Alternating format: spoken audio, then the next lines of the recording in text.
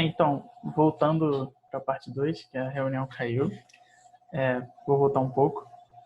Por fim, para não deixar passar em branco, é importante destacar o sistema de processo penal misto, que é uma união entre parte do processo acusatório e parte do processo penal inquisitivo. Ele é dividido em duas fases: a instrução preliminar, que utiliza elementos do sistema inquisitivo, e a fase de julgamento, com predominância do sistema acusatório.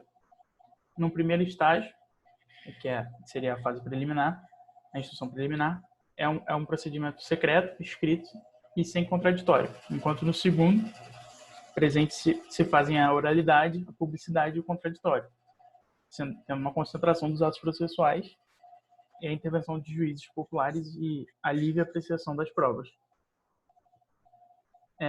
Explicando todos esses sistemas, é importante destacar que o sistema constitucional do processo penal brasileiro demonstra com devida clareza que o modelo adotado pela Constituição é o acusatório. E, pelo entendimento da Emendatio Libelli já exposto até então, percebe-se que há um atrito entre um sistema que o julgador não pode ser acusador e um instituto que o juiz condena o réu por um crime diverso do capitulado na denúncia, trazendo um certo viés acusador ao juiz. Essa contradição é vista, inclusive, por muitos doutrinadores como inconstitucional, sendo o artigo da Emendatio Libelli seria inconstitucional. Isto e outros pontos vão ser melhor elucidados pelo Eric.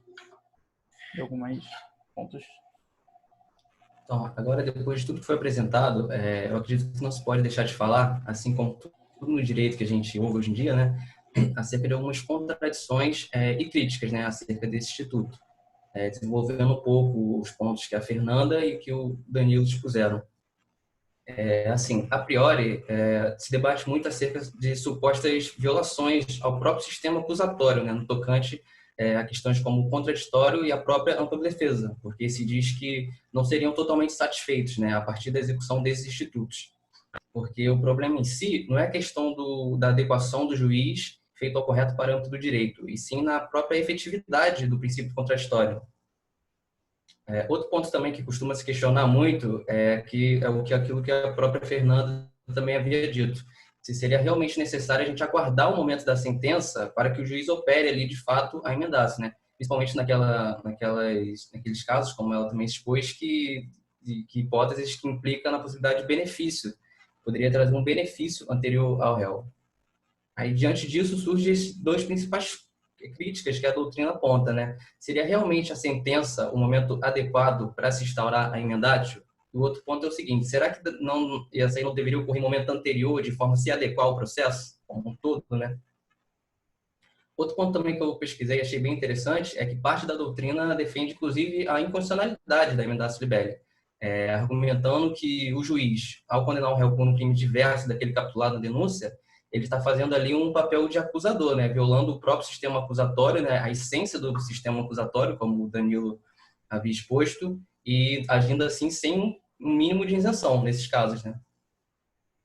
Aí, passando agora um pouco de doutrina, eu estava lendo aqui algumas doutrinas e achei interessante a concepção do Aurí Lopes Júnior, né?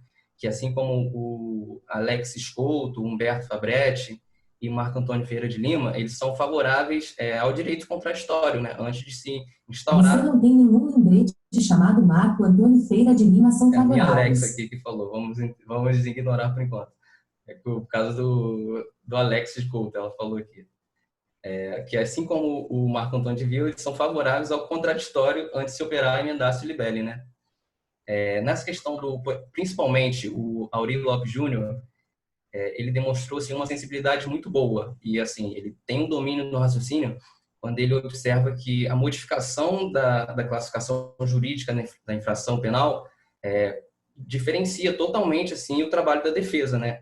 E esse apontamento dele se fez muito pertinente na medida em que a defesa, quando ela observa assim a mudança de ofício feita pelo juiz, ela se vê obrigada a reformular toda aquela estratégia que ela havia feito até então, organizada, né? Porque o interesse principal da defesa ali é zelar pela parte ré. Então, ela tem que elaborar a melhor defesa possível nesse sentido.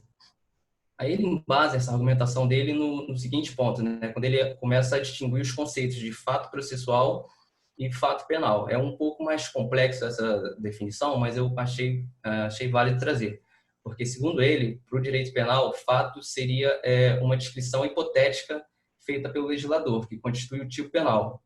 Essa aí, segundo a linha de raciocínio do direito penal. Já no campo processual penal, ele traz um conceito um pouco mais amplo, né? No sentido de que, eu anotei aqui, que o fato é um acontecimento da vida real indivisível, ou seja, seria a soma do conceito de fato penal com o acontecimento naturalístico. É um pouco complexo, mas se a gente refletir bem, a gente consegue entender, porque, como ele próprio diz, as alterações na dimensão material acarretam inegavelmente reflexos no campo processual, né? Isso aí seria interessante a gente ponderar na hora de se instaurar, de fato, a emendatio libelli, né? Assim, de um modo geral e como conclusão, apesar dos pesares, o Instituto da Emendatio Libelli se mostra muito interessante, né? Seria inviável um juiz ficar constrito somente àquilo que o Ministério Público está narrando, né? Muitos doutrinadores apontam aí que se instauraria uma verdadeira ditadura do Ministério Público, né? Porque ele está impondo o que o juiz vai ter que julgar. Outra coisa também é que, além da narração e condenação diversa da equação do fato, isso aí acarretaria uma violação, assim, esdrúxula do princípio da legalidade e da proporcionalidade. E eu acho que é isso.